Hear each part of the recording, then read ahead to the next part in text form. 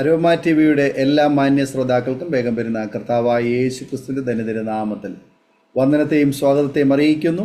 അനുഗ്രഹീതവും മനോഹരവുമായ നല്ല നിമിഷങ്ങൾക്കായി, നല്ല ദിവസത്തിനായി ഞാൻ കർത്താവിന് സ്തോത്രം ചെയ്യുന്നു. ഇന്ന് നമ്മുടെ ക്ഷണം സ്വീകരിച്ച് നമ്മോടൊപ്പം ജോയിൻ ചെയ്തിരിക്കുന്നത് കർത്താവിൻ്റെ വിലപ്പെട്ട ദാസി സിസ്റ്റർ മിനി സുനിലാണ്. തൻ്റെ ജീവിതാനുഭവം പ്രേക്ഷകർക്ക് ഏറെ അനുഗ്രഹപ്രദമായി തീരുവാൻ ദൈവം കൃപ ചെയ്യട്ടെ എന്ന് ഞങ്ങൾ ആഗ്രഹിക്കുന്നു, ആശംസിക്കുന്നു, പ്രാർത്ഥിക്കുന്നു. ഒരു നായർ കുടുംബത്തിൽ ജനിച്ച് വളർത്തപ്പെട്ട വാത്സല്യ സഹോദരിയുടെ ജീവിതത്തിൽ സ്വർഗത്തിലെ ദൈവത്തിൻ്റെ ഇടപെടലിനെക്കുറിച്ചും കർത്താവിനെ കണ്ടുമുട്ടുവാനിടയായി തീർന്ന തൻ്റെ ജീവിതത്തിലെ ചില അനുഭവങ്ങളും അരോമ ടി വി പ്രേക്ഷകരോട് പങ്കുവയ്ക്കുന്നു. ശ്രോതാക്കൾക്ക് തികച്ചും വ്യത്യസ്തമായ ചില അനുഭവങ്ങളും ഓർമ്മകളും ഈ സാക്ഷ്യത്തിലൂടെ കേൾക്കുവാൻ കഴിയുമെന്നുള്ള കാര്യത്തിന് യാതൊരു സംശയമില്ല. ആകയാൽ നമുക്ക് അവർക്ക് ശ്രദ്ധയോടെ സ്കിപ്പ് ചെയ്യാതെ അവസാനം വരെ ഈ വീഡിയോ കാണുകയും കേൾക്കുകയും ചെയ്യാം. മാത്രമല്ല, നിങ്ങളുടെ പ്രിയപ്പെട്ടവർക്ക് കൂടി ഷെയർ ചെയ്ത് കൊടുക്കണം. നിങ്ങളുടെ വിലയേറിയ അഭിപ്രായങ്ങളും നിർദ്ദേശങ്ങളും കമൻറ്റ് ബോക്സിൽ രേഖപ്പെടുത്താവുന്നതാണ്. അതുപോലെ തന്നെ നിങ്ങൾക്കൊരു പ്രാർത്ഥനാ വിഷയമുണ്ടെങ്കിൽ സ്ക്രീനിൽ കാണുന്ന വാട്സപ്പ് നമ്പറിൽ ഞങ്ങളെ വിവരം അറിയിക്കാം. ഞങ്ങളുമായി ബന്ധപ്പെടുവാൻ ആഗ്രഹിക്കുന്നവർ മെസ്സേജ് ഞങ്ങളെ അയയ്ക്കുക, ഞങ്ങൾ നിങ്ങൾക്ക് മറുപടി തരുന്നതായിരിക്കും. സാക്ഷ്യം പറയുന്ന പ്രിയപ്പെട്ടവരോടൊപ്പം എല്ലാ തിങ്കളാഴ്ചയും രാത്രിയിൽ പ്രാർത്ഥിപ്പാൻ നിങ്ങൾക്ക് അവസരമുണ്ട്, അതിൽ പങ്കാളികളാകുക. തുടർന്ന് നാം ശ്രദ്ധയോടെ പ്രാർത്ഥനയോടെ ആയിരിക്കുമ്പോൾ കർത്താവിൻ്റെ വിലപ്പെട്ട ദാസി സിസ്റ്റർ മിനി സുനിലിനെ തികഞ്ഞ സ്നേഹത്തോടും ആദരവോടും കൂടി അരോമ ടി വി പ്രേക്ഷകർക്ക് സമയം ചെലവഴിക്കുന്നതിനായിട്ട് ക്ഷണിച്ചുകൊള്ളു. ദൈവത്തിന്റെ അതിപരിശുദ്ധ നാമം വാഴ്ത്തപ്പെടുമാറാകട്ടെ. അനുഗ്രഹിക്കപ്പെട്ട ഈ നിമിഷത്തിൽ എന്റെ സാക്ഷ്യം പങ്കുവയ്ക്കുവാൻ അവസരമൊരുക്കി തന്ന Aroma T V pastor Daniel John Gujarat അവർകൾ എല്ലാവർക്കും യേശുക്രിസ്തുവിന്റെ നാമത്തിൽ എന്റെ സ്നേഹവന്ദനത്തെ ഞാൻ അറിയിക്കുന്നു. എന്റെ പേര് മിനി സുനിൽ എന്നാണ്. ഞാൻ തിരുവനന്തപുരം മലയം എന്ന സ്ഥലത്താണ് താമസിക്കുന്നത്. എനിക്ക് രണ്ട് കുഞ്ഞുങ്ങളുണ്ട്, ആൺകുട്ടികളാണ്. ഞാനൊരു ഹിന്ദു നായർ കുടുംബത്തിലാണ് ജനിച്ചത്. എൻ്റെ ജീവിതത്തിൽ യേശുവിനെ അറിയുവാൻ ഒരു സാഹചര്യവും ഉണ്ടായിരുന്നില്ല. ഞാൻ വിചാരിച്ചിരുന്നത്, ഞങ്ങളുടെ ഹിന്ദു ആചാരമനുസരിച്ച് അനേകം ദൈവങ്ങള് ഹിന്ദുക്കൾക്കുണ്ട്, മുസ്ലിങ്ങൾക്ക് അള്ളാഹു ഉണ്ട്, അതുപോലെ യേശു ക്രിസ്തു ക്രിസ്ത്യാനികളുടെ ഒരു ദൈവമാണെന്നുള്ള ചെറിയ അറിവ് മാത്രമേ എനിക്ക് ഉണ്ടായിരുന്നുള്ളൂ. പക്ഷേ യേശു ലോകരക്ഷകനാണെന്നോ ജീവനുള്ള ദൈവമാണെന്നോ ഏതൊരു അറിവും എനിക്ക് പറഞ്ഞു തരാനും ആരുമില്ലായിരുന്നു, എനിക്ക് അറിയുകയുമില്ലായിരുന്നു ആ സമയത്ത്. പക്ഷേ വചനം പറയുന്നു, ലോകസ്ഥാപനത്തിന് മുമ്പേ അവൻ കണ്ടു, അമ്മയുടെ ഉദരത്തിൽ ഉരുവാകുന്നതിന് മുമ്പേ നമ്മെ അറിഞ്ഞു. അതുകൊണ്ട് ഞാൻ ഇന്നൊരു സാക്ഷിയായി നിങ്ങളുടെ മുമ്പിൽ ആയിരിക്കുന്നു. അതെന്റെ ഒരു മഹാഭാഗ്യമായി ഞാൻ കരുതുന്നു. ചിലപ്പോൾ നമ്മുടെ ജീവിതത്തിൽ പല ശോധനകളും വരാറുണ്ട്. അത് നന്മയ്ക്കായി മാറ്റി, അത് നമ്മുടെ ദൈവത്തെ കണ്ടെത്തുവാൻ അത് സാധിക്കും. എൻ്റെ ജീവിതത്തിലും അതാണ് സംഭവിച്ചത്. എൻ്റെ ജീവിതം ഈ യേശുവിനെ അറിയുവാൻ കാരണമായി തീർന്നത്, എൻ്റെ ഭർത്താവ് ഒരു ഹിന്ദു നായർ കുടുംബത്തിലാണ് ജനിച്ചത്. അദ്ദേഹത്തിന്റെ ഒരു സുഹൃത്ത് ഒരു ബൈബിൾ നൽകുകയുണ്ടായി. ആ ബൈബിൾ വായിച്ചപ്പോൾ അദ്ദേഹത്തിന് ജീവനുള്ള ദൈവം യേശു ആണെന്നൊരു ബോധ്യം അദ്ദേഹത്തിനുണ്ടായി. പക്ഷേ അതിനുശേഷം അദ്ദേഹം ഒരു വിഗ്രഹത്തെ ആരാധിക്കുകയോ ഒരു ക്ഷേത്രങ്ങളിൽ കടന്നു പോവുകയോ ചെയ്തിട്ടില്ല. പല പ്രാവശ്യം എന്നോട് പറഞ്ഞു, യേശുവാണ് ജീവനുള്ള ദൈവം, യേശുവിനെ പ്രാർത്ഥിക്കൂ, യേശുവിനെ വിശ്വസിക്കൂ എന്ന്. പ്രിയ സഹോദരങ്ങളെ, നമ്മുടെ ജീവിതത്തിൽ നാം ഒരു ചെറിയ ട്രാക്റ്റോ ഒരു ബൈബിളോ കൊടുക്കുന്നത് ഇതുപോലെ എന്നെ പോലെ അനേകർക്ക് ഈ യേശുവിനെ അറിയുവാൻ അത് ഇന്നല്ലെങ്കിൽ നാളെ അതൊരു കാരണമായി തീരും. അതുപോലെയാണ് എൻ്റെ ജീവിതത്തിൽ ഒരു വഴിത്തിരിവായത്. പല പ്രാവശ്യം ഇങ്ങനെ എന്നോട് യേശുവിനെ കുറിച്ച് പറഞ്ഞെങ്കിലും എൻ്റെ പാരമ്പര്യത്തെ വിട്ടു വരുവാനോ, ഞാൻ ആരാധിച്ചിരുന്ന ദൈവങ്ങളെ വിട്ടു വരുവാനോ, ആചാരങ്ങളെ വിട്ടു വരുവാനോ എനിക്ക് മനസ്സുണ്ടായിരുന്നില്ല. പക്ഷേ ദൈവം ഒരുവനെ വിളിച്ചു എങ്കിൽ അത് ഏത് വിധേനയായാലും ദൈവത്തെ കണ്ടെത്തുക തന്നെ ചെയ്യും. ചിലപ്പോൾ അത് കഠിനമായ ഒരു ശോധനയിൽ കൂടെ ആയിരിക്കും. ചിലപ്പോൾ ആദ്യം നമ്മോട് പറയും, പക്ഷെ നാം അനുസരിക്കാതെ ശാഠ്യം പിടിക്കുകയാണെങ്കിൽ നമ്മുടെ ശോധനകൾക്ക് ഇത്തിരി കാഠിന്യം കൂടും. അതുപോലെയാണ് എൻ്റെ ജീവിതത്തിൽ സംഭവിച്ചത്. ഞാൻ എൻ്റെ മൂത്ത മകനെ പ്രഗ്നന്റ് ആയി. ആ സമയത്ത് ബ്ലീഡിങ്ങിന്റെ അവസ്ഥയിലായിരുന്നു. ആശുപത്രിയിൽ 10 മാസം വരെ കിടക്കണമെന്നാണ് ഡോക്ടർമാർ പറഞ്ഞത്. ആ സമയം എൻ്റെ ഹസ്ബൻഡ് പ്രാർത്ഥിക്കുന്ന ദൈവമക്കളെ ആശുപത്രിയിൽ കൊണ്ടുവന്ന് പ്രാർത്ഥിക്കുവാനും എനിക്ക് വേണ്ടി അവർ പ്രാർത്ഥിക്കുകയൊക്കെ ചെയ്തു. പക്ഷെ അത് ഉറക്കെ പ്രാർത്ഥിക്കുമ്പോൾ എനിക്ക് ലജ്ജയായിട്ടാണ് ആ സമയം തോന്നിയത്. മറ്റുള്ളവർ നോക്കുമ്പോൾ അതൊരു നാണക്കേടാണ് എനിക്ക് തോന്നുന്നത്. പക്ഷെ അത് എന്റെ ജീവിതത്തിൽ വളരെ വിടുതലായിരുന്നു. അതെനിക്ക് മനസ്സിലായി. പക്ഷേ എനിക്കത് അംഗീകരിക്കുവാനോ വിട്ടുകൊടുക്കുവാനോ എന്റെ ഷാഠ്യം ഞാൻ അത് തയ്യാറായില്ല. എന്റെ ജീവിതത്തിൽ വിടുതൽ ആ സമയത്ത് ഈ 10 മാസം വരെ ഹോസ്പിറ്റലിൽ കിടക്കാൻ പറഞ്ഞത് അടുത്ത ആഴ്ചയായപ്പോ എന്നെ ഡിസ്ചാർജ് ചെയ്ത് എനിക്ക് ഭവനത്തിൽ വരുവാനൊക്കെ സാധ്യതയുണ്ടായി. പക്ഷെ ഞാൻ ഈ ദൈവത്തെ അംഗീകരിക്കാൻ തയ്യാറായിരുന്നില്ല. ഞാൻ സമ്മതിച്ചു കൊടുത്തില്ല. അതാണ് സത്യം. പലപ്പോഴും എന്റെ ഹസ്ബൻഡ് രാത്രി മുട്ടിന്മേൽ നിന്ന് പ്രാർത്ഥിക്കുന്നത് ഞാൻ കണ്ടിട്ടുണ്ട്. ആ സമയത്ത് ഞാൻ അദ്ദേഹത്തെ പരിഹസിച്ചിട്ടുണ്ട്. എന്നെ ഒന്ന് വിളിച്ചുണർത്തിയിട്ട് ഇങ്ങനെ നിൽക്കണം, അല്ലെങ്കിൽ ഞാൻ ഭയപ്പെട്ടു പോകുന്നു. അങ്ങനെ ഇന്ന് ഈ നിമിഷത്തിൽ ഞാൻ മുട്ടുമേൽ നിൽക്കുന്ന ഒരവസ്ഥയാണ്. അതാണ് ദൈവത്തിന്റെ ശക്തി. ദൈവം നമ്മെ വിളിച്ചുവെങ്കിൽ അത് എന്നായാലും ആ സ്നേഹത്തെ നാം തിരിച്ചറിയുക തന്നെ ചെയ്യും. അതുപോലെ എന്റെ ജീവിതത്തിൽ ചില ശോധനകൾ വന്നു. അതായത് തീയിൽ കൂടി കടന്നു പോകുന്ന ഒരു അവസ്ഥയിൽ കൂടി ദൈവം എന്നെ നടത്തി. ഞാൻ എൻ്റെ മകനെ പ്രസവിച്ചു. മകന് ന്യൂമോണിയ ആയിരുന്നു, കഠിനമായ ന്യൂമോണിയ ആയിരുന്നു. പക്ഷേ ഓരോ ദിവസം കഴിയും തോറും അവന് അസുഖം കൂടി വന്നു. 11 ദിവസമായപ്പോൾ 41 ഇഞ്ചക്ഷനായി. ഞങ്ങൾക്കന്ന് സാമ്പത്തികമായി വളരെ ബുദ്ധിമുട്ടായിരുന്നു. ചികിത്സിക്കാനൊന്നും വലിയ സാമ്പത്തികമൊന്നും ഇല്ലായിരുന്നു. ഞങ്ങളെ ഹസ്ബൻഡിന്റെ വീട്ടിൽ നിന്ന് ഇറങ്ങേണ്ട അവസ്ഥകളൊക്കെ ഉണ്ടായി. കാരണം എന്റെ മാതാപിതാക്കൾ വളരെ ചെറുപ്പത്തിൽ തന്നെ എനിക്ക് നഷ്ടപ്പെട്ടു. എന്നെ ഒരു വല്യമ്മയാണ് എന്നെ വളർത്തിയത്. ഇപ്പൊ വലിയ സാമ്പത്തികമൊന്നും എനിക്കില്ലായിരുന്നു. ഇപ്പം എന്റെ ഭർത്താവ് സഹതാപത്തിന്റെ പുറത്ത് എന്റെ അവസ്ഥ കണ്ടാണ് എന്നെ വിവാഹം കഴിച്ചത്. ഇപ്പൊ വലിയ സ്ത്രീധനമൊന്നും അദ്ദേഹത്തിന് ലഭിച്ചിരുന്നില്ല. അങ്ങനെയുള്ള കുറെ ബുദ്ധിമുട്ടുകളൊക്കെ എന്റെ ജീവിതത്തിൽ ഉണ്ടായിരുന്നു. ആ സമയം അങ്ങനെ ആ നിമിഷത്തിൽ കുഞ്ഞിന് അസുഖം കൂടി വരികയായിരുന്നു. ഡോക്ടർമാര് ഒരു മേശയുടെ മുകളിൽ കുഞ്ഞിനെ കിടത്തിയിട്ട് പറഞ്ഞു, കുഞ്ഞിന് ഹാർട്ടിന് കംപ്ലൈന്റ് ഉണ്ട്, വാൽവിന് ഹോളുണ്ട്, അതിനി വലുതോ ചെറുതോ നോക്കിയാൽ മതി എന്ന് പറഞ്ഞു. ECG എടുക്കാനും എക്കോ എടുക്കാനും ഒക്കെ എഴുതി തന്നു. പക്ഷേ ഞങ്ങൾക്കന്ന് അതിന് പോലെയുള്ള സാമ്പത്തികം ഞങ്ങളുടെ കയ്യിൽ ഇല്ലായിരുന്നു. എനിക്ക് മരുന്നുകൾ മുടങ്ങാതെ കഴിക്കാനൊക്കെ ഉണ്ടായിരുന്നു. അന്ന് പ്രാർത്ഥനയുടെ ഫലമായി ധാരാളം ഗുളികളൊക്കെ ഓരോ നേഴ്സുമാരും ഒക്കെ കൊണ്ട് തന്നിട്ടുണ്ട്. അതിൽ തന്നെ ഒരുപാട് സാക്ഷ്യങ്ങൾ എനിക്ക് പറയാനുണ്ട്. പക്ഷേ ആ സമയത്ത് അവര് പറഞ്ഞ സാക്ഷ്യങ്ങളുണ്ട്. എനിക്ക് മെഡിക്കൽ റെപ്രസെന്റേറ്റീവ് എനിക്കൊരു ഗുളിക എടുക്കാൻ വേണ്ടി എഴുതിക്കൊണ്ട് പോയി. പക്ഷെ അദ്ദേഹം എന്റെ കാര്യം മറന്നുപോയായിരുന്നു. എന്നിട്ട് അദ്ദേഹം ഓഫീസ് പൂട്ടി ഇറങ്ങുന്ന സമയത്ത് അദ്ദേഹത്തിന്റെ മുൻപിൽ ഒരു ബോക്സ് വന്ന് വീഴുകയും തുറന്നു നോക്കിയപ്പോൾ എനിക്കുള്ള ഗുളികളായിരുന്നു. അത് ഒരു 600-700 രൂപയുടെ ഗുളികളൊക്കെ ആയിരുന്നു. അദ്ദേഹം ഒരു ഹിന്ദു ആയിരുന്നു. അദ്ദേഹം വന്ന് ഞങ്ങളോട് പറഞ്ഞു. അയാൾക്ക് തന്നെ അത്ഭുതം തോന്നി. അങ്ങനെ ദൈവം പലപ്പോഴും ഞങ്ങൾ വഴി നടത്തി. പക്ഷെ ആ സ്നേഹം ഞാൻ തിരിച്ചറിഞ്ഞില്ല. അതായിരുന്നു എന്റെ ജീവിതത്തിലുണ്ടായ ഒരു മഹാ തെറ്റ്. പക്ഷെ ദൈവം എന്നെ സ്നേഹിച്ചുകൊണ്ടിരുന്നു. അതാണ് എന്റെ ജീവിതത്തിൽ സംഭവിച്ചത്. അങ്ങനെ എന്റെ കുഞ്ഞിന് ഹാർട്ടിന് കംപ്ലൈന്റ് ആയിരുന്നു. വളരെ ഭയങ്കരമായ വേദനയോടെ കുഞ്ഞിനെ കാണുമ്പോൾ തന്നെ സങ്കടം. കുഞ്ഞ് ഞങ്ങൾക്ക് നഷ്ടപ്പെട്ടു പോകുമോ എന്ന്. ആ സമയം ഡോക്ടറും ഹസ്ബൻഡ് ഭവനത്തിൽ വരികയും ഒരു ബൈബിൾ എടുത്ത് വെച്ച് കരഞ്ഞ് പ്രാർത്ഥിക്കാൻ തുടങ്ങി. പ്രാർത്ഥിച്ചു കൊണ്ടിരുന്നപ്പോൾ ദൈവം സംസാരിച്ചു, നിന്റെ മകനെ എടുത്തുകൊണ്ട് പൊയ്ക്കൊള്ളുക. 2 രാജാക്കന്മാരിലെ ഒരു വാക്യമാണ്. അദ്ദേഹം എണീറ്റ് നേരെ ഹോസ്പിറ്റലിൽ വന്നിട്ട് ഡോക്ടർമാരോട് പറഞ്ഞു, ഞാൻ എൻ്റെ മകനെ എടുത്തുകൊണ്ട് പോവുകയാണ്. അന്ന് എനിക്ക് ദൈവത്തിന്റെ വചനത്തിന്റെ വലിപ്പം എനിക്കറിയത്തില്ല. ഈ വചനം പ്രവർത്തിക്കുമെന്ന് എനിക്കറിയത്തില്ല. വചനത്തിന്റെ ശക്തി എനിക്കറിയത്തില്ല. ഈ വചനം, ദൈവത്തിന്റെ വചനം വെറുതെ പോകത്തില്ല. അത് അതിന്റെ പ്രവൃത്തി ചെയ്ത ശേഷമേ മടങ്ങത്തുള്ളൂ നമ്മൾ ബൈബിൾ വായിക്കുന്നത്. അതുപോലെ ഈ നിമിഷം തന്നെ ഹസ്ബൻഡ് അവിടെ വന്ന് പറഞ്ഞു, എന്റെ കുഞ്ഞിനെ ഞാൻ എടുത്തുകൊണ്ട് പോവുകയാണ്. ഡോക്ടർ പറഞ്ഞു, ഇത്രയും സീരിയസ് ആയ കുഞ്ഞിനെ എടുത്തുകൊണ്ട് പോയാൽ അവന് വഴിയിൽ വെച്ച് എന്തെങ്കിലും സംഭവിക്കാൻ സാധ്യതയുണ്ട്.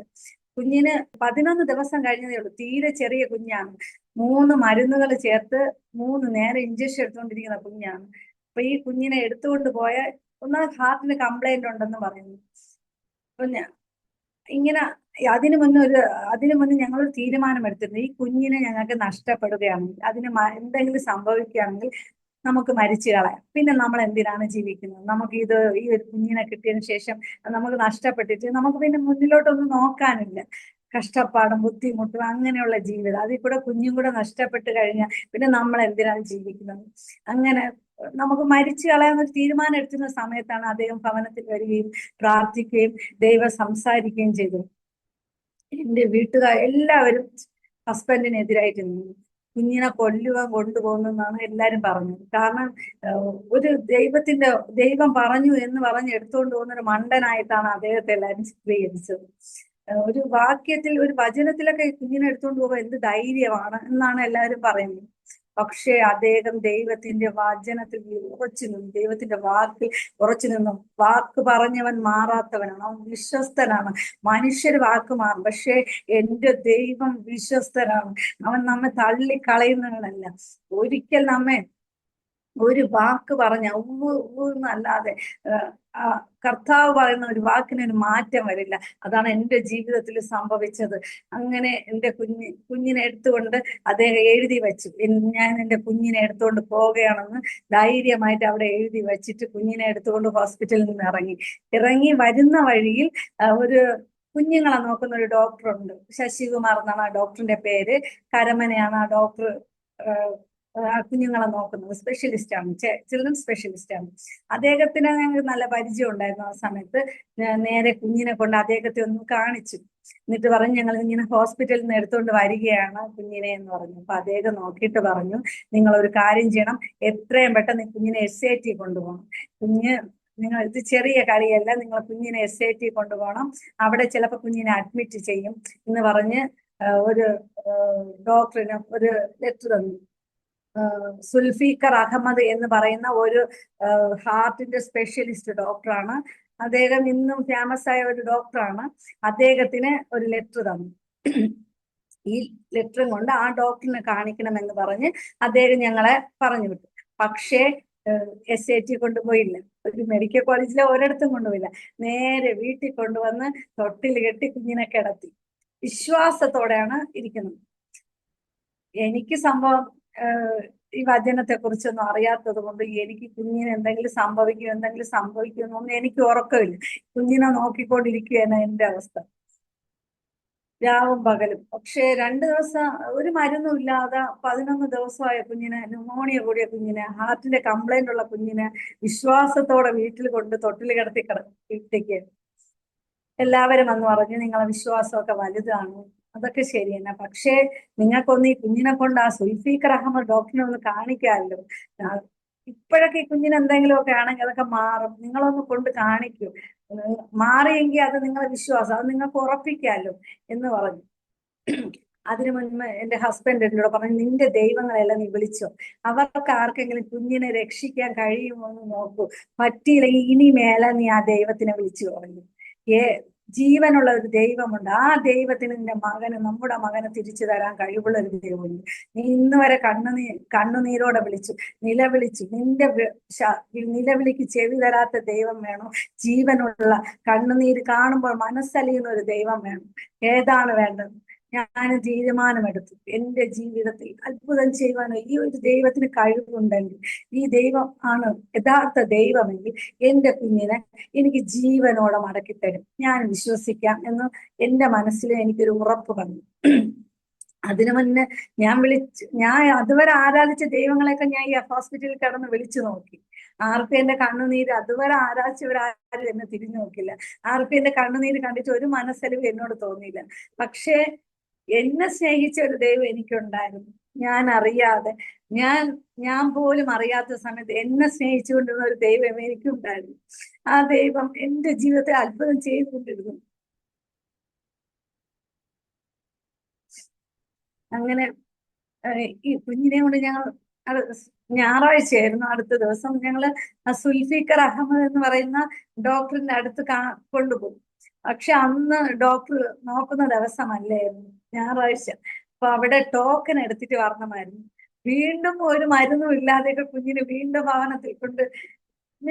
ലാസർ മരിച്ചപ്പോ 3 ദിവസം കഴിഞ്ഞ് ദൈവം വന്നതുപോലെ എന്റെ ജീവിതത്തിലും 3-4 ദിവസം കഴിഞ്ഞാൽ നമുക്കൊരു ഡോക്ടറെ പോലും കൊണ്ട് കാണിക്കാം. ഞങ്ങൾ വിശ്വാസത്തെ ദൈവം വർദ്ധിപ്പിച്ചുകൊണ്ടിരുന്നതായിരുന്നു.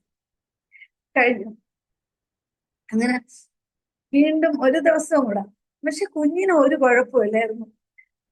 4-ാമത്തെ ദിവസം എന്താണ് വീണ്ടും ഞങ്ങൾ ആ ഡോക്ടറെ കൊണ്ട് കാണിക്കാൻ പോകുന്നത്. ആ സമയത്ത് ഞാനൊരു തീരുമാനം എടുത്തു, ഈ ദൈവത്തിന് എന്റെ കുഞ്ഞിന് ഒരു രോഗവും ഇല്ല എന്ന് പറഞ്ഞ് മടക്കി തരാൻ കഴിയുന്നു. ഈ ദൈവം എന്റെ ദൈവം. ഇനി മുതൽ ഈ ദൈവമാണ് എന്റെ ദൈവം. എനിക്ക് മറ്റൊന്ന് എന്നെ രക്ഷിക്കാൻ കഴിയുന്ന ഒരു ദൈവം മതി എനിക്ക്. ഞാനൊരു തീരുമാനമെടുത്തു. അങ്ങനെ ഈ കുഞ്ഞിനെ കൊണ്ടുപോയി ഞങ്ങൾ സുൽഫിക്കർ അഹമ്മദ് എന്ന് പറയുന്ന ഡോക്ടറെ കൊണ്ട് കാണിക്കുകയും ഡോക്ടർ ഫുൾ ഈ കുഞ്ഞിനെ പരിശോധിച്ചിട്ട് ഇപ്പോൾ ഇങ്ങനെ അല്ലെങ്കിൽ ഞങ്ങൾ വിചാരിച്ചു ഈ കുഞ്ഞിന് രോഗമുണ്ടെന്ന് പറയുന്നതാണെങ്കിൽ കുഞ്ഞ് നമുക്ക് ചികിത്സിക്കാൻ നിവർത്തിയില്ല. കുഞ്ഞ് നഷ്ടപ്പെടുകയാണെങ്കിൽ നമുക്ക് മരിച്ചു കളയാം. ഒന്നീ ജീവൻ അല്ലെങ്കിൽ മരണം. ഇതാണ് ഞങ്ങളുടെ മുന്നിലുള്ളത് അന്നത്തെ സമയം. ഡോക്ടറിനെ തന്നെ ഞങ്ങൾ നോക്കിക്കൊണ്ടിരുന്നു. എന്താണ് ഡോക്ടറിന്റെ വായിൽ നിന്ന് വരുന്ന വാക്ക്, അതാണ് ഇനി ഞങ്ങൾ മുന്നോട്ടുള്ള ഒരു ജീവിതത്തിന്റെ. ഡോക്ടർ നോക്കിയിട്ട് പറഞ്ഞു കുഞ്ഞ് നോർമലാണ്, കുഞ്ഞിന് കഫമുണ്ട്. പക്ഷേ ഇങ്ങോട്ട് അയച്ച് ശശികുമാർ ഡോക്ടർ ഈ കുഞ്ഞിനെ കഫത്തിന് വേണ്ടി ഇങ്ങോട്ട് അയക്കത്തില്ല, ന്യൂമോണിയയ്ക്ക് വേണ്ടി അയക്കത്തില്ല. അതുകൊണ്ട് ഞാൻ ഈ ഹാർട്ടാണ് നോക്കിയത്. ഹാർട്ട് നോർമലാണ്, ഒരു കംപ്ലൈന്റും ഇല്ല. ഞങ്ങൾ വിശ്വസിക്കുന്നു പുതിയ ഒരു ഹൃദയമാണ് എൻ്റെ ദൈവം എൻ്റെ കുഞ്ഞിന് നൽകിയത്. അവൻ ഇന്ന് മെഡിക്കലിന് പഠിക്കുന്നു, മെഡിക്കൽ സ്റ്റുഡന്റ് ആയിട്ട് അവൻ ഇന്ന് കോട്ടയത്ത് പഠിക്കുന്നു. ഇന്ന് ഹാർട്ട് പേഷ്യന്റിന് അവൻ ബ്ലഡ് കൊടുക്കുന്നു. ഹാർട്ട് വാൽവിന്റെ ഓപ്പറേഷൻ നടത്തിയ പേഷ്യന്റിന് അവൻ ബ്ലഡ് കൊടുക്കുന്നു. അത്ര വലിയ ദൈവമാണ് എൻ്റെ ദൈവം. എൻ്റെ ജീവിതത്തിൽ അത്ര വലിയ അത്ഭുതങ്ങൾ നടത്തിയ ദൈവമാണ് എൻ്റെ ദൈവം. ഈ ദൈവത്തെ എത്ര സ്തുതിച്ചാലും മഹത്വപ്പെടുത്തിയാലും എത്ര ഉയർത്തിയാലും എൻ്റെ ജീവിതത്തിൽ എനിക്ക് മതി വരില്ല. അതുപോലെ മറ്റൊരു സാക്ഷ്യം കൂടെ ഞാൻ നിങ്ങളോട് പങ്കുവയ്ക്കാൻ ആഗ്രഹിക്കുന്നു. ഈ കുഞ്ഞിന് തന്നെ ഒരു 5 വയസ്സ്, ഒരു 4-5 വയസ്സായപ്പോൾ ഞങ്ങൾ ഒരുമിച്ച് ഒരു 20 പേരൊക്കെ ചേർന്ന് കന്യാകുമാരി യാത്രയിൽ പോയി. അവിടെ ചെന്ന് കടലിൽ കളിച്ചുകൊണ്ടിരുന്ന സമയത്ത് ഞങ്ങളെല്ലാം ചെരുപ്പ് ഒരു സ്ഥലത്തിട്ടിട്ട് കടലിലിറങ്ങി കളിക്കുകയായിരുന്നു. ഈ കുഞ്ഞിന്റെ ഒരു പ്രത്യേകത എന്ന് കൈ പിടിക്കത്തില്ല. അപ്പൊ അവൻ നിന്ന് കളിച്ചുകൊണ്ടിരുന്നപ്പോ ഞങ്ങൾ പിന്നെ അടുത്ത സ്ഥലത്തോട്ട് പോകാമെന്ന് പറഞ്ഞ് നടന്നു അടുത്ത സ്ഥലത്ത് പോയി.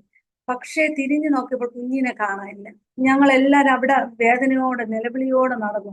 കുഞ്ഞിന് അവിടെ ഈ കന്യാകുമാരി എന്ന് പറയുന്നത് സീസൺ സമയത്ത് ഭയങ്കര തിരക്കാണ്. അത് നമുക്ക് കണ്ടുപിടിക്കാൻ, ഒരാളെ മിസ്സായി കഴിഞ്ഞാൽ നമുക്ക് കണ്ടുപിടിക്കാൻ കഴിയില്ല ആ അവസ്ഥയിൽ. അവിടെ നിന്നുകൊണ്ട് വിളിച്ചു, യേശുവേ നീ എൻ്റെ കുഞ്ഞിനെ എനിക്ക് തിരികെ തരണം, ഇല്ലെങ്കിൽ ഞങ്ങൾക്ക് മടങ്ങി പോകാൻ കഴിയില്ല. യേശുവേ നിനക്കല്ലാതെ ഞങ്ങൾ രക്ഷിക്കാൻ കഴിയില്ല കർത്താവേ. അവിടെ നിന്ന് നിലവിളിച്ചു. പിന്നെ പറയുന്ന കുഞ്ഞിന്റെ ഒരു സാക്ഷ്യമാണ്. ഈ കുഞ്ഞ് ഞങ്ങളെ കൈ വിട്ടിട്ട് അവൻ ചെരുപ്പെടുക്കാൻ വേണ്ടി പോയപ്പോ അവന് വഴി തെറ്റി അവിടെ ക്ഷേത്രത്തിന്റെ ആ ഭാഗത്തോട്ട് ഓടി. അവിടെ ഈ മാല വിൽക്കുന്നവരും തെലുങ്ക് പറയുന്ന സ്ത്രീകളും കൈനോട്ടക്കാരും അങ്ങനെയുള്ള ഭിക്ഷ എടുക്കുന്ന ആൾക്കാരുടെ ഇടയിലാണ് കുഞ്ഞ് ചെന്ന് പെട്ടത്. അവിടെ നിന്ന് കരയുന്നത് കണ്ടപ്പോൾ ഇവന്റെ ചുറ്റും അവരെല്ലാം കൂടി എന്ത് കരയുന്നേന്നൊക്കെ ചോദിച്ചു. അപ്പൊ ഇവൻ പറഞ്ഞു അമ്മയെ കണ്ടില്ല. അപ്പൊ അമ്മയെ കണ്ണ് തരാമെങ്കിൽ അമ്മയെ തരാമെന്ന് പറഞ്ഞു. ഇപ്പൊ തീരെ ചെറിയ കുഞ്ഞായതുകൊണ്ട് പേടിച്ച് കരയുകയായിരുന്നു. ആ സമയത്ത് അവൻ പറഞ്ഞ സാക്ഷ്യമാണ്, ഒരു വണ്ടി വന്നു. അതിൽ വിനോദസഞ്ചാരികൾ വരുന്ന ഒരു വണ്ടിയാണ്. അതിൽ നിന്നും എല്ലാവരും ഇറങ്ങിപ്പോയപ്പോ ഒരു പയ്യൻ ഇറങ്ങി വന്ന് ഇവരടുത്ത് വന്നു. ഇവന്റെ കയ്യെ പിടിച്ചിട്ട് പറഞ്ഞു ഭയപ്പെടേണ്ട, ഒരു വാക്ക് പറയണ ഭയപ്പെടേണ്ട, അത് പറയുന്ന ഒരേ ഒരാളേ ഉള്ളൂ, ഭയപ്പെടേണ്ട. എന്നിട്ട് അവരുടെ ഭാഷയിൽ തെലുങ്കൊക്കെ പറയുന്ന അത് ഇവൻ എന്താണെന്ന് മനസ്സിലായത്. അവരുടെ ഭാഷയിൽ എന്തോ പറഞ്ഞു. അവരെല്ലാം ഇവനെ വിട്ടിട്ട് അങ്ങോട്ട് മാറി. അപ്പൊ ഇവന്റെ കൈ പിടിച്ചപ്പോ ഇവൻ ഈ വന്ന് പിടിച്ച ആളാരെന്ന് അവൻ അറിയാത്തത് കൊണ്ട് അവൻ നിന്ന് കരയാൻ തുടങ്ങി. അപ്പം ഭയപ്പെടേണ്ട എന്ന് പറഞ്ഞ് കുഞ്ഞിനെ നേരെ കൊണ്ടുവന്ന് ഞങ്ങൾ നിന്ന ഭാഗത്ത്, ഒരു പരിചയമില്ലാത്ത സ്ഥലം, ഞങ്ങൾ അറിയാൻ പറ്റാത്ത സ്ഥലം, മലയാളം പറയുന്ന ഒരു തമിഴ്നാട്ടിൽ മലയാളം പറയുന്ന ഒരു പയ്യൻ നേരെ കൊണ്ടുവന്ന് ഞങ്ങൾ അടുത്ത് കൊണ്ടുവന്ന് എന്റെ കയ്യിൽ ഏൽപ്പിക്കുകയാണ്. അപ്പൊ ഞാൻ ആ സമയത്ത് ഇത്രയും സമയം കുഞ്ഞിനെ കാണാതെ വിഷമിച്ച് ആ ഒരു ടെൻഷൻ അടിച്ചിരുന്ന സമയമായതുകൊണ്ട് ഞാൻ അവൻ അടിക്കാൻ പോയി. എവിടെ ആയിരുന്നോടാ എന്ന് പറഞ്ഞ് അടിക്കാൻ പോയപ്പോ അടുത്ത വാക്ക് എന്നോട് പറഞ്ഞത്, കാണാതെ പോയതിനെ കണ്ടു കിട്ടുമ്പോൾ സന്തോഷിക്കല്ലേ വേണ്ടു. ഈ 2 വാക്കാണ് അത് ആ വന്ന പയ്യൻ എന്നോട് പറഞ്ഞത്. ആ സന്തോഷത്തിൽ ഞങ്ങളെല്ലാം ഈ കുഞ്ഞിനെ പൊതിയും എല്ലാം അവന് ആ ഒരു ഇതിലായപ്പോ ഈ വന്ന ആളെ ഞങ്ങൾ നന്ദി പറയാൻ പോലും ഞങ്ങൾക്ക് കഴിഞ്ഞില്ല, വിട്ടുപോയി. പിന്നെ തിരിഞ്ഞു നോക്കിയപ്പോ ഈ പയ്യനെ കണ്ടില്ല. ഞങ്ങൾ വിശ്വസിക്കുന്നു അതൊരു ദൈവദൂതനായിരിക്കണം. ഞങ്ങളെ പ്രാർത്ഥന കേട്ട് സങ്കടം കണ്ട് ഞങ്ങളെ കുഞ്ഞിനെ മടക്കി തന്നത്. എത്ര വലിയവനാണ്. പ്രിയ സഹോദരങ്ങളെ, എനിക്ക് പറയാനുള്ളത് എൻ്റെ ജീവിതത്തിൽ ഞാൻ അനുഭവിച്ച ഈ രുചിച്ചറിഞ്ഞ ഈ സ്നേഹം എല്ലാവരും രുചിച്ചറിയണമെന്ന് ഞാൻ ആഗ്രഹിക്കുന്നു. എല്ലാവരുടെ ജീവിതത്തിലും യേശുവിന്റെ സ്നേഹം രുചിച്ചറിയണം. ഈ രണ്ട് സംഭവങ്ങൾ എൻ്റെ ജീവിതത്തിൽ യേശുക്രിസ്തുവാണ് ദൈവമെന്ന് അറിയുവാൻ ഇടയായി. അങ്ങനെ പക്ഷേ പള്ളിയിൽ പോകാനൊന്നും ഒരു മനസ്സ് എനിക്കന്ന് വന്നില്ല. ബൈബിളൊക്കെ കൊണ്ടുപോകാനും അത് എല്ലാവരും കളിയാക്കുമോ അങ്ങനെയൊക്കെ ഒരു ചിന്തയുണ്ട്. അതുപോലെ എന്റെ സഹോദരങ്ങൾ ആരും രക്ഷിക്കപ്പെട്ടിട്ടില്ല എന്റെ കുടുംബത്തില്. അപ്പം അവർക്കൊക്കെ ഇത് അംഗീകരിക്കാൻ പറ്റില്ല. പെട്ടെന്ന് തന്നെ ഞാൻ യേശുവിലാണ്, ഞാൻ ക്രിസ്ത്യാനിയാണ്, അങ്ങനെയുള്ള ഒരു കാര്യം ആർക്കും അംഗീകരിക്കാൻ കഴിയത്തില്ല. അത് യേശുവിനെ രുചിച്ചറിഞ്ഞവർക്ക് മാത്രമേ അത് മനസ്സിലാക്കാൻ കഴിയുള്ളൂ. ഇങ്ങനെ എൻ്റെ ഹസ്ബൻഡ് അടുത്ത വീട്ടിലൊരു ചേച്ചിയും കുടുംബവും അടുത്തുള്ള CSI പള്ളി പോകുന്നുണ്ട്. അപ്പം അവരോട് പറഞ്ഞു, അവർ ഞായറാഴ്ച പള്ളിയിൽ പോകുമ്പോ എന്നെയും കൂടെ ഒന്ന് കൊണ്ടുപോണേ, എന്നെ ഒന്ന് വിളിക്കണേ എന്ന് പറഞ്ഞു. അവര് പറഞ്ഞാൽ എനിക്ക് നോ പറയാൻ ഭയങ്കര ബുദ്ധിമുട്ടാണ്. അപ്പം രാവിലെ എന്നോട് ഹസ്ബൻഡ് പറയാണ്, ആ ചേച്ചി വന്ന് നിന്നെ പള്ളിയിൽ പോകാൻ വിളിക്കും, നീ ഒന്ന് വെറുതെ പോയി നോക്ക് എന്ന് പറയും. ഞാൻ പറഞ്ഞു, എന്തിനു ചേട്ടാ അങ്ങനെ പറഞ്ഞത്? ഞാൻ എങ്ങനെ അവരോടോ നോ പറയും? എനിക്ക് അങ്ങനെ പറയാൻ പറ്റൂലല്ലോ, പറയണ്ടേന്ന്. ഞാൻ പോകത്തില്ല അങ്ങനെ. പക്ഷെ അന്ന് ഞായറാഴ്ച രാവിലെ ഇപ്പൊ ചേച്ചി വന്ന് പറഞ്ഞു, ഇനി ഇറങ്ങും, നമുക്ക് ഒരുമിച്ച് പള്ളിയിൽ പോകാം, ഒരു ദിവസം പള്ളിയിൽ വന്ന് നോക്കാൻ പറഞ്ഞു. അപ്പൊ ഞാൻ മനസ്സോടെയാണ് അന്ന് ഞാൻ ആദ്യമായിട്ട് പള്ളിയിൽ പോകുന്നത്. പള്ളിയിൽ പോകുന്നത് ഞാൻ വിചാരിക്കുന്നത് നമ്മളാരും അങ്ങനെ പോകത്തില്ല. അങ്ങനെ എന്റെ മനസ്സിൽ എന്തൊക്കെയോ ഒരു പാരമ്പര്യത്തിന് ഒരു കെട്ട് എന്റെ മനസ്സിലുണ്ടായിരുന്നു. അപ്പൊ എനിക്കൊരു മടിയായിരുന്നു. പള്ളിയിൽ പോയ മറ്റുള്ളവർ എന്ത് വിചാരിക്കും? യേശു ദൈവമാണ്, അതെല്ലാം ഞാൻ സമ്മതിച്ചു. യേശു എന്റെ ജീവിതത്തിൽ അത്ഭുതമൊക്കെ ചെയ്തു. പക്ഷെ പള്ളിയിൽ പോകാനൊരു മടി എനിക്കുണ്ടായിരുന്നു. അന്ന് ഞാൻ ആദ്യമായിട്ട് പള്ളിയിൽ കടന്നു പോയി. അവിടെ ചെന്നപ്പം പ്രാർത്ഥിക്കാനൊന്നും അറിയത്തില്ല. എല്ലാവരും പ്രാർത്ഥിക്കുന്നു, പാപങ്ങൾ ഏറ്റു പറയുന്നു, അതൊക്കെ കണ്ടു. അപ്പം ഞാൻ വീട്ടിൽ വന്ന് പറയുന്നു, പാപം ചെയ്താൽ നമുക്ക് പള്ളിയിൽ പോയി ഏറ്റു പറയാം കേട്ടോ. നമ്മൾ ജീവിതത്തിലുള്ള പാപങ്ങളൊക്കെ പള്ളിയിൽ പോയി ഏറ്റു പറഞ്ഞ് പാപമൊക്കെ ക്ഷമിക്കുമെന്ന് പള്ളിയിൽ പറയുന്നത് കേട്ടു എന്നൊക്കെ പറഞ്ഞു. അത് വീട്ടിൽ വന്നപ്പോ എനിക്ക് വീണ്ടും അടുത്ത ആഴ്ച ആയപ്പോഴത്തേക്ക് എനിക്ക് വീണ്ടും പോകാൻ ഒരു ആഗ്രഹം തോന്നി. അങ്ങനെ ഞാൻ ആ ഒരു മടി ആദ്യമൊക്കെ ബൈബിൾ ഒളിച്ചു വെച്ച് വെക്കുകൊണ്ടെന്ന് ഞാൻ ബൈബിള് എല്ലാവരും എന്നെ നോക്കുമ്പോൾ ഞാൻ ഒളിച്ചൊക്കെയാണ് കൊണ്ടുപോകുന്നത്. പക്ഷെ എനിക്ക് പോകും തോറും ഭയങ്കര ഒരു മനസ്സിനൊരു ആശ്വാസം, ഒരു സന്തോഷം. അവിടെ ചെന്നിരിക്കുമ്പോൾ എന്തോ ഒരു ദൈവ സാന്നിധ്യം ഇതിലോട്ട് ഇറങ്ങിക്കൊണ്ടിരുന്നു. പരിശുദ്ധാത്മാവിന്റെ ഒരു സാന്നിധ്യം. പരിശുദ്ധാത്മാവ് എന്താണെന്നും ആരാണെന്നും ഒന്നും എനിക്കറിയത്തില്ല. പക്ഷേ എന്തോ ഒന്ന് എന്നിലേക്ക് പകർന്നുകൊണ്ടിരുന്നു. പതിയെ ബൈബിള് വായിക്കുവാനും, ബൈബിളിൽ ആദ്യം അതൊന്നും മനസ്സിലാകത്തില്ല. അപ്പം ഹസ്ബൻഡ് പറയും, ബൈബിളിലൂടെ ദൈവം സംസാരിക്കും, ഇടപെടും എന്നൊക്കെ പറയും. എന്നാലും ഞാൻ ഇങ്ങനെ നോക്കുമ്പോഴത്തേക്ക് ഇരമ്യ പ്രവാചകന്റെ പുസ്തകത്തിലെ വാക്കുകളൊക്കെ എനിക്ക് വരുന്നത്. അപ്പൊ ഞാൻ വിചാരിക്കും അതിൽ കൂടുതലും വഴക്ക് പറയും പോലെയൊക്കെയാണ് എനിക്ക് തോന്നുന്നത്. ഞാൻ പറയും, ദൈവത്തിന് എന്നെ ഇഷ്ടമല്ലേ എന്തോ, ഞാൻ എടുക്കുമ്പോൾ അത്രയും വഴക്ക് പറയുന്നതാണല്ലോ കിട്ടുന്നത്. അങ്ങനെയൊക്കെ എനിക്കൊരു വിചാരമുണ്ടായിരുന്നു. പതിയെ ബൈബിള് വായിക്കുവാനും അത് മനസ്സിലാക്കുവാനും ഒക്കെ തുടങ്ങി. ആദ്യമൊക്കെ സുവിശേഷങ്ങൾ അതൊക്കെ വായിക്കുമ്പോൾ ഒരു സങ്കീർത്തനങ്ങൾ അതൊക്കെ വായിക്കാൻ ഒരു ഇൻട്രസ്റ്റ് തോന്നി. അത് കഴിയുമ്പോൾ സുവിശേഷങ്ങൾ വായിക്കുവാൻ ഒരു ഇൻട്രസ്റ്റ് തോന്നി. യേശുവിന്റെ കഥകൾ മനസ്സിലാക്കുവാനും അങ്ങനെ ഒരു ആഗ്രഹങ്ങൾ തോന്നി. യോഹന്നാന്റെ സുവിശേഷങ്ങൾ വായിച്ചപ്പോ ദൈവത്തിനെ കുറിച്ച് കൂടുതൽ ഒരു അറിവ്. ഇപ്പോഴും എന്നെ സ്വാധീനിക്കുന്ന ഒരു ബുക്ക് എന്ന് പറഞ്ഞാൽ, എനിക്ക് ഇഷ്ടമുള്ള ബൈബിൾ ഏറ്റവും ഇഷ്ടപ്പെട്ട ഒരു ബുക്ക് എന്ന് പറയുന്നത് യോഹന്നാന്റെ സുവിശേഷമാണ്. അതെനിക്ക് വലിയ ഇഷ്ടമാണ്. അത് വായിച്ച ആ ദൈവത്തിന്റെ ഒരു മഹത്വം, അത് വലിയൊരു ഇഷ്ടമാണ് എനിക്ക്. ഞാൻ അങ്ങനെ യോഹന്നാന്റെ സുവിശേഷമൊക്കെ വായിക്കാൻ തുടങ്ങി. അതൊക്കെ എന്നെ കൂടുതൽ സ്വാധീനിക്കുകയുണ്ടായി. എനിക്ക് ലേഖനങ്ങളൊന്നും മനസ്സിലാക്കില്ലായിരുന്നു. ആദ്യമൊന്നും എനിക്ക് ഒരു വകയും മനസ്സിലാക്കില്ല. അങ്ങനെ ഒരു ദൈവദാസൻ ഒരിക്കൽ ആ CSI പള്ളി വന്ന് ശുശ്രൂഷിക്കണേ. അതേ ഒരു ബന്ധക്കോസ്തുകാരനായിരുന്നു. ശുശ്രൂഷിച്ചപ്പോ ആ വചനമൊക്കെ നല്ല ആഴത്തിലും ഒരു വലിയ ആ ശുശ്രൂഷയിൽ ആ വചനത്തിന് ഭയങ്കര ഒരു അഡിക്റ്റ് ആയതുപോലെ തോന്നി. അങ്ങനെ ആ പാസ്റ്റർ ഞങ്ങളെ വീട്ടിൽ വന്ന് പ്രാർത്ഥിക്കുകയും വചനം പഠിപ്പിക്കാൻ തുടങ്ങി. ഓരോ ദിവസം വചനം പഠിപ്പിക്കാൻ തുടങ്ങി. സ്നാനം എന്താണ്, ദൈവത്തോട് ചേരണമെങ്കിൽ നാം സ്നാനപ്പെടണം, സ്നാനം ഒരു വലിയ മഹാകാര്യമാണ്, അത് പിന്നെ നമ്മുടെ പാപങ്ങളെ കുറിച്ച്, അത് യേശു രക്ഷകനാണ്, അങ്ങനെ എല്ലാം പഠിപ്പിക്കാൻ തുടങ്ങി. പതിയെ പതിയെ യേശു ആരാണെന്നും, യേശുവിൽ നാം നമ്മുടെ പഴയ മനുഷ്യനെ മാറ്റി പുതിയ സൃഷ്ടി ആകണമെന്നും, യേശു ക്രിസ്തു സ്നാനം എടുക്കണമെന്നും എല്ലാം പഠിക്കാൻ തുടങ്ങി. ഒരാഗ്രഹം ഉണ്ടായിരുന്നു, സ്നാനം എടുക്കണം. അങ്ങനെ ഞങ്ങളെ വീട് ചെറിയ വീടായിരുന്നു, ചെറിയ വീടാണ്. അത് ചെറിയ മുറി, ഒരു ചെറിയ മുറിയിൽ ഞങ്ങൾ 4 പേര് ചേർന്ന് ഒരു ആരാധന തുടങ്ങി. ആദ്യം ഞാനും എൻ്റെ ഹസ്ബൻഡും 2 മക്കളും, ആ പാസ്റ്റർ വന്ന് വചനം പറയും. ഞാൻ പിന്നെ എന്നെ CSA കൊണ്ടുപോയി ചേച്ചിയെ വിളിച്ചു. ആ ചേച്ചിയും ചേച്ചിയുടെ മക്കളും വന്നു. പിന്നെ ആ ചേച്ചി വേറെ ആൾക്കാരെ വിളിച്ചു. അങ്ങനെ അങ്ങനെ അങ്ങനെ ഞങ്ങളെ വീട് ഒരു സഭ പോലെയായി. ഒരു ഞായറാഴ്ച വൈകുന്നേരം ആകുമ്പോൾ ഒരു ചെറിയ കൂട്ടായ്മയായി. ഞങ്ങൾ വചനം പഠിക്കുവാൻ തുടങ്ങി, ഞങ്ങൾ പ്രാർത്ഥിക്കുവാൻ തുടങ്ങി, ഞങ്ങൾ പാട്ട് പാടുവാൻ തുടങ്ങി. അതൊരു സന്തോഷമായിരുന്നു. ആ സമയത്ത് കുറെ ദൈവദാസന്മാർ ഞങ്ങളെ ഭവനങ്ങളിൽ കടന്നു വരും. അവർ ട്രാക്ട് കൊടുക്കുവാനായിട്ട് കുറെ ട്രാക്റ്റുകളും കൊണ്ട് കടന്നു വരും. അപ്പൊ ഞങ്ങൾ അവർക്ക് വേണ്ടി ഭക്ഷണങ്ങൾ ഒരുക്കി. അവർ കുറെ ട്രാക്ട് കൊണ്ടുവന്നിട്ട് കുറച്ച് പേര് ഞങ്ങളെ ഭവനത്തിൽ ഇരുന്ന് പ്രാർത്ഥിക്കുകയും മറ്റു കുറച്ച് പേര് ഈ ട്രാക്റ്റുകൾ വിതരണം ചെയ്യുവാൻ പോവുകയും ചെയ്യും. മിച്ചം വരുന്ന ട്രാക്ട് ഞങ്ങൾ ഭവനത്തിലെ ഒരു പെട്ടിയിൽ സൂക്ഷിച്ചു വെച്ച്, ഞങ്ങളിത് ഈ ഞായറാഴ്ച സമയങ്ങളിൽ, വെറുതെ ഇരിക്കുന്ന സമയങ്ങളിൽ ഞാനും എൻ്റെ ഹസ്ബൻഡും മക്കളും കൂടെ പോയി വലിയതുറ പാലത്തിന്റെ അവിടെയും ഒക്കെ നിന്ന് ഞങ്ങൾ അങ്ങ് ട്രാക്ട് കൊടുക്കാൻ തുടങ്ങി. അങ്ങനെ പതിയെ പതിയെ ദൈവവുമായിട്ട് അടുക്കുവാനും വചനങ്ങൾ പഠിക്കുവാനും, അങ്ങനെ ഞങ്ങള് ഭവനം ഇന്നൊരു സഭയായി. യഥാർത്ഥത്തിൽ അതൊരു സഭയായി മാറി. ആ സഭ ഇന്നും ഉണ്ട്. ഞങ്ങളിപ്പോ ആ സഭയിലല്ല, ഞങ്ങളെ ദൈവം അവിടുന്ന് പറിച്ച് വേറെ സഭയിലോട്ട് നട്ടു. ഞങ്ങളിപ്പോ പോകുന്നത് ചർച്ച് ഓഫ് ഗോഡിലാണ് പോകുന്നത്.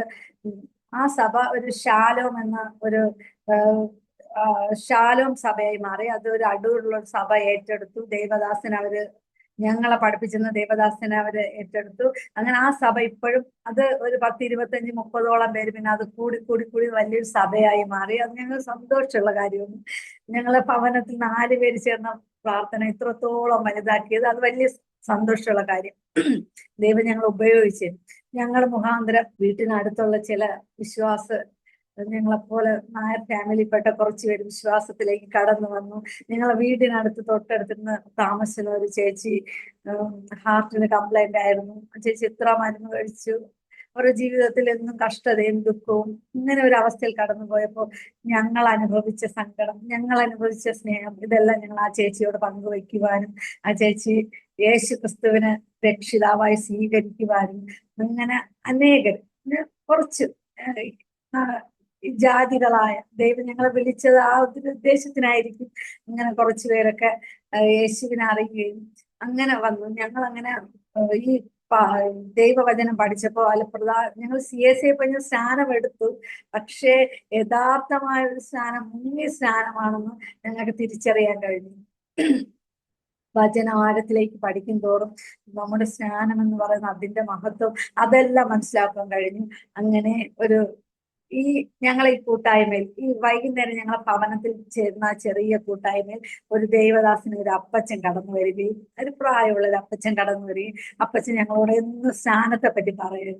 സ്നാനം, അത് സ്നാനത്തിന്റെ കാര്യങ്ങൾ ഇങ്ങനെ പറഞ്ഞു വന്നപ്പോൾ ഞങ്ങൾക്ക് എല്ലാം സ്നാനം എടുക്കണമെന്നൊരു ആഗ്രഹം ഉണ്ടായി. അങ്ങനെ അപ്പച്ചന്റെ കെയറപ്പിൽ ഞങ്ങൾ സ്നാനം എടുത്തു. പക്ഷേ ആഭരണങ്ങളൊക്കെ ഉപേക്ഷിച്ചില്ലായിരുന്നു ആ സമയം.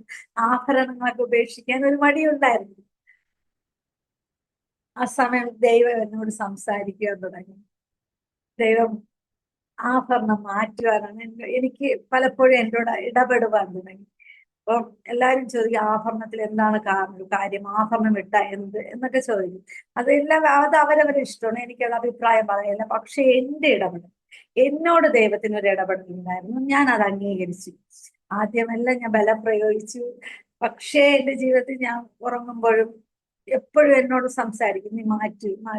അപ്പൊ ഞാൻ ദൈവത്തോട് ചോദിക്കാൻ തുടങ്ങി, എല്ലാ ക്രിസ്ത്യാനികളും ആഭരണം ഉപയോഗിക്കുന്നില്ലേ, പിന്നെ എനിക്ക് മാത്രം എന്താണ്, ഞാൻ അത്ര ആഭരണം ഉപയോഗിച്ച എന്താണ്? അപ്പൊ ദൈവം എന്നോട് പറഞ്ഞത്, യോഹന്നാൻ സ്നാപകൻ ഒരു യഹൂദനാണ്, അത് എല്ലാ യഹൂദന്മാർക്കും വീഞ്ഞ് ഉപയോഗിക്കാം, പക്ഷേ യോഹന്നാൻ സ്നാപകന് വീഞ്ഞ് ഉപയോഗിക്കരുതെന്ന് ദൈവം പറഞ്ഞിട്ടുണ്ട്. അതുപോലെ ദൈവത്തിന് ഓരോ വ്യക്തികളോടും പ്രത്യേകമായ ഇടപെടലുണ്ട്. അപ്പൊ നാം അതിനനുസരിച്ച് നാം കീഴടങ്ങി കൊടുക്കാമെങ്കിൽ ദൈവത്തിന്റെ ശബ്ദം നമുക്ക് കേൾക്കുവാനും ദൈവത്തിന്റെ ഇടപെടലുകൾ അനുഭവിക്കുവാനും കഴിയും. അതാണ് നമുക്കൊരു സമർപ്പണം വേണം. കർത്താവെ, നീ എന്ത് പറഞ്ഞാലും മറിയെ പോലെ കർത്താവെ ഞാൻ അംഗീകരിക്കാൻ തയ്യാറാണ് എന്നൊരു മനസ്സ് നമുക്കുണ്ടെങ്കിൽ കർത്താവ് നമ്മോട് സംസാരിക്കും, നമ്മളോട് ഇടപെടും, നമ്മളോട് പറയും, നീ അത് ചെയ്യ്, ഇത് ചെയ്യ് എന്ന് നമ്മളോട് പറയും. ആ ഇടപെടലുകൾ എനിക്ക് ഒത്തിരി അനുഭവിക്കാൻ ദൈവം ഭാഗ്യം തന്നിട്ടുണ്ട്. പലർക്ക് വേണ്ടി പ്രാർത്ഥിക്കാൻ എന്നെ ഉറക്കത്തിൽ നിന്ന് വിളിച്ചുണർത്തി പറഞ്ഞിട്ടുണ്ട്. അതൊക്കെ എനിക്ക് ഇപ്പോഴും അത്ഭുതം തോന്നുന്നുണ്ട്.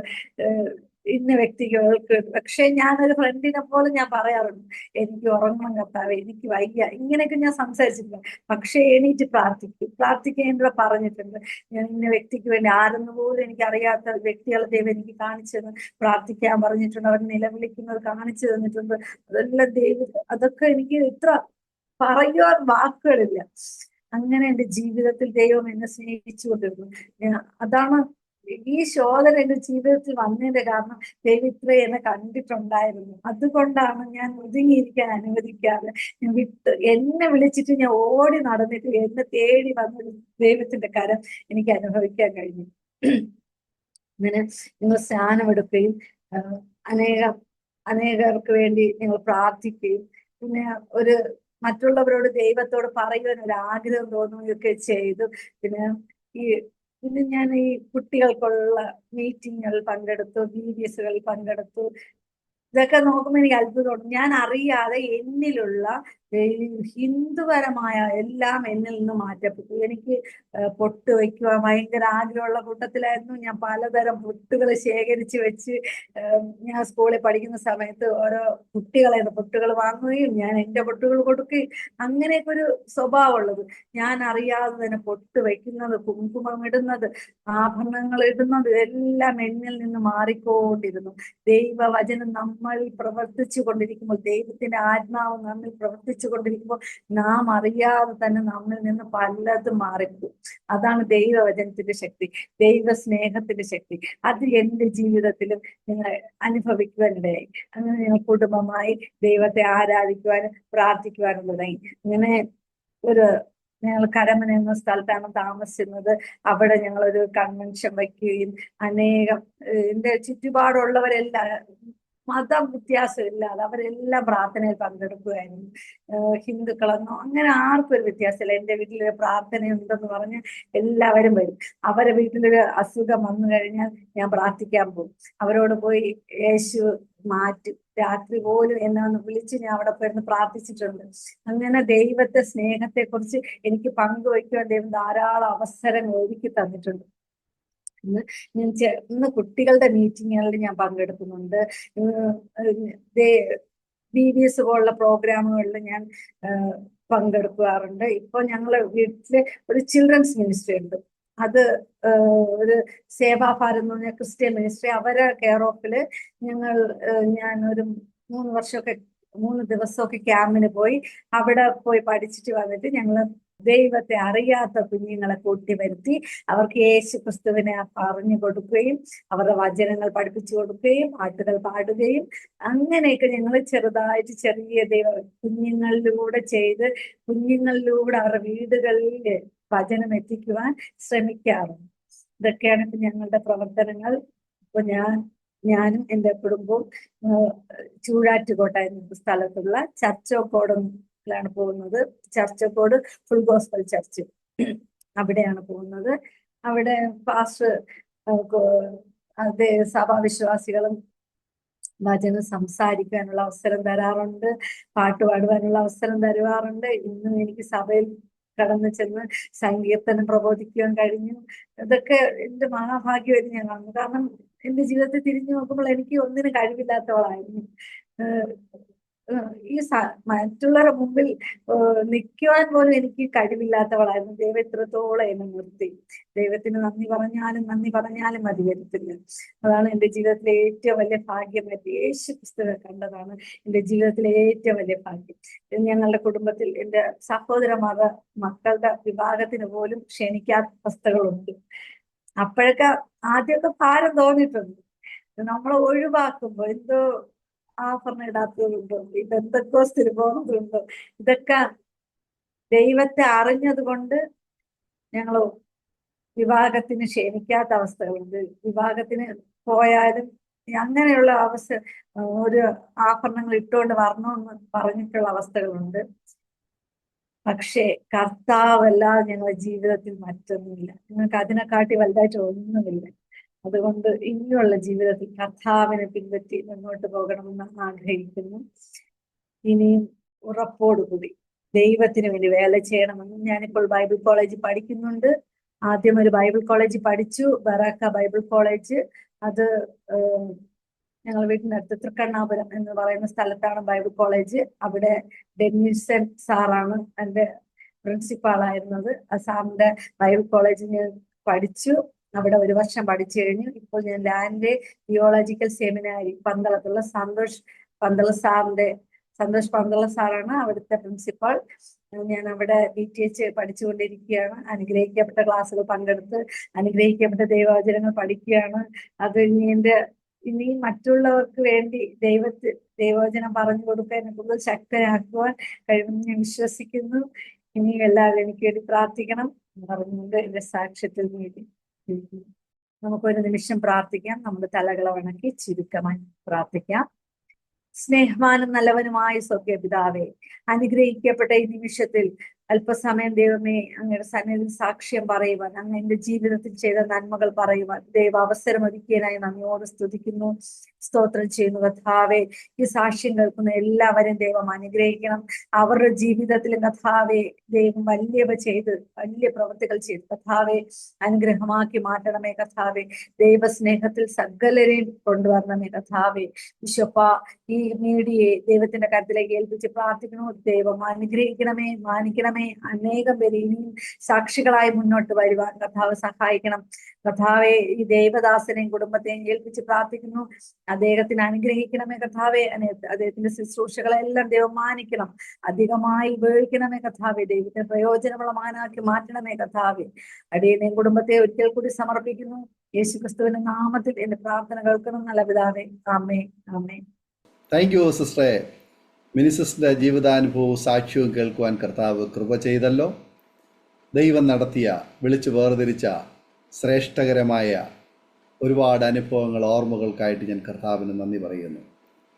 ഒരു നായർ കുടുംബത്തിൽ ജനിച്ച് വളർത്തപ്പെട്ട ഒരു ജീവിത പശ്ചാത്തലം, ഒരു നായർ കുടുംബത്തിൽ നിന്ന് നിത്യജീവനെ കണ്ടെത്തുവാൻ തക്കവണ്ണം സ്വർഗത്തിലെ ദൈവം ഒരുക്കിയതായ ചില അനുഭവങ്ങളും ഇന്ന് കർത്താവിന് വേണ്ടി സമർപ്പിക്കപ്പെട്ട ഒരു ജീവിതവും നയിക്കുവാൻ പ്രിയ മിനിസിസ്റ്ററിനെ ദൈവം ഉപയോഗിച്ചുകൊണ്ടിരിക്കുന്നു എന്നുള്ള സാക്ഷ്യം കേൾക്കുവാൻ കർത്താവ് കൃപ ചെയ്തു.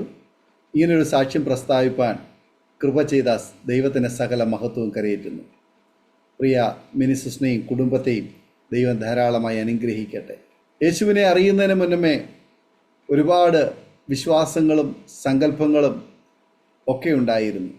എന്നാൽ കർത്താവിനെ കണ്ടുമുട്ടുവാൻ ഇടയായി തീർന്ന ആ പ്രത്യേക സാഹചര്യത്തെക്കുറിച്ച് ഓർപ്പിക്കുകയുണ്ടായി. അത് അംഗീകരിക്കുവാൻ കഴിയുന്ന ഒന്നായിരുന്നില്ല.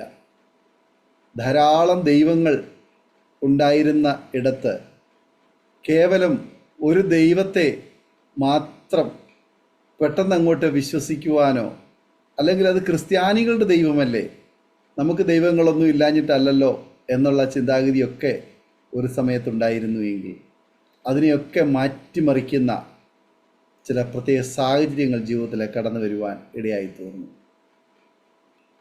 ദൈവം അത്ഭുതം പ്രവർത്തിച്ചു എന്ന് ഈ നാവ് കൊണ്ട് പറയത്തക്കവണ്ണം സിസ്റ്ററിൻ്റെ ജീവിതത്തിൽ ദൈവം സ്വാധീനം ചെലുത്തുവാൻ ഇടയായി തീർന്നു. ആ അനുഭവത്തെ ആർക്കും തന്നെ തിരുത്തി എഴുതുവാൻ കഴിയാത്ത വിധത്തിലുള്ള അനുഭവങ്ങളായിരുന്നു സിസ്റ്ററിൻ്റെ ജീവിതത്തിൽ ഉണ്ടായത്. തീർച്ചയായിട്ടും ഈ സാക്ഷ്യം അരോമ TVയുടെ അനേക പ്രിയപ്പെട്ടവർക്ക് പ്രചോദനമായി തീരും എന്ന് തന്നെയാണ് ഞാൻ വിശ്വസിക്കുന്നത്. പ്രിയ മിനിസിസ്റ്ററിനെയും കുടുംബത്തെയും ദൈവം ധാരാളമായി അനുഗ്രഹിക്കട്ടെ. കർത്താവിന് വേണ്ടി പ്രയോജനപ്പെടുവാൻ, അന്ത്യം വരെ ഉറച്ചു നിൽക്കുവാൻ, ഏത് പ്രതിസന്ധിയുടെ നടുവിലും കർത്താവിനെ ഉയർത്തി കാണിക്കുവാൻ സ്വർഗത്തിലെ ദൈവം സഹായിക്കട്ടെ എന്ന് ഇത്തരത്തിൽ ആശംസിക്കുന്നു, പ്രാർത്ഥിക്കുന്നു. പ്രേക്ഷകർക്ക് ഈ സാക്ഷ്യം അനുഗ്രഹമായി തീർന്നതുപോലെ നിങ്ങളുടെ പ്രിയപ്പെട്ടവർക്കും സുഹൃത്തുക്കൾക്കും നിങ്ങൾ ഷെയർ ചെയ്ത് കൊടുക്കണം. അവരും കേട്ട് അനുഗ്രഹിക്കപ്പെടട്ടെ അതിലൂടെ ദൈവനാമം മഹിമപ്പെടുവാൻ മുഖാന്തരമായി തീരുമല്ലോ. മാത്രമല്ല, നിങ്ങളുടെ വിലയേറിയ അഭിപ്രായങ്ങളും നിർദ്ദേശങ്ങളും കമൻറ്റ് ബോക്സിൽ രേഖപ്പെടുത്താം. സ്ക്രീനിൽ കാണുന്ന വാട്സപ്പ് നമ്പറിൽ ഞങ്ങളെ വിവരം അറിയിക്കാം. നിങ്ങൾക്കൊരു പ്രാർത്ഥനാ വിഷയമുണ്ടെങ്കിൽ ഞങ്ങൾ നിങ്ങൾക്ക് വേണ്ടി പ്രാർത്ഥിക്കുന്നു. സാക്ഷ്യം പറഞ്ഞ പ്രിയപ്പെട്ടവരോടൊപ്പം എല്ലാ തിങ്കളാഴ്ചയും രാത്രി 9 മണിയോട് നടക്കുന്ന പ്രാർത്ഥനാ കൂട്ടായ്മയിലും നിങ്ങൾക്ക് പങ്കുകൊള്ളാവുന്നതാണ്. അടുത്ത അനുഗ്രഹിക്കപ്പെട്ട സാക്ഷ്യവും വചനചിന്തയുമായി വീണ്ടും കൂടിക്കാണും എല്ലാ പ്രിയപ്പെട്ടവർക്കും good bye. God bless you all. ഓർമ്മയുടെ മനോരഥത്തിൽ മായാത്ത ഓർമ്മയ്ക്കായി അരോമ മാട്രിമോണിയിൽ നിന്നും ജീവിത പങ്കാളിയെ കണ്ടെത്തൂ. നിങ്ങൾ ഒരു ക്രിസ്തീയ ജീവിത പങ്കാളിയെ അന്വേഷിക്കുകയാണോ? അതോ മക്കൾക്ക് അനുയോജ്യമായ ഒരു തക്ക തുണയ്ക്ക് വേണ്ടി പ്രാർത്ഥിക്കുന്ന വ്യക്തിയാണോ? എങ്കിൽ അരോമ മാട്രിമോണി നിങ്ങൾക്ക് വേണ്ടിയാണ്. ഇന്നു തന്നെ സൗജന്യമായി രജിസ്റ്റർ ചെയ്യൂ. അരോമ മാട്രിമോണിയുടെ പ്രത്യേകതകൾ: രജിസ്ട്രേഷൻ തികച്ചും സൗജന്യം. ലോകത്തെവിടെയുമുള്ള അനുയോജ്യമായ ക്രിസ്തീയ ജീവിത പങ്കാളിയെ തിരഞ്ഞെടുക്കാം. വിവാഹം നടക്കുന്നതുവരെ സർവീസ് ലഭിക്കുന്നു. ഏറ്റവും ചെറിയ പാക്കേജുകളും തിരഞ്ഞെടുക്കാം. അരോമ മാട്രിമോണി നിങ്ങൾക്കായി ഒരുക്കുന്നു വിവാഹം പരമാനന്ദം.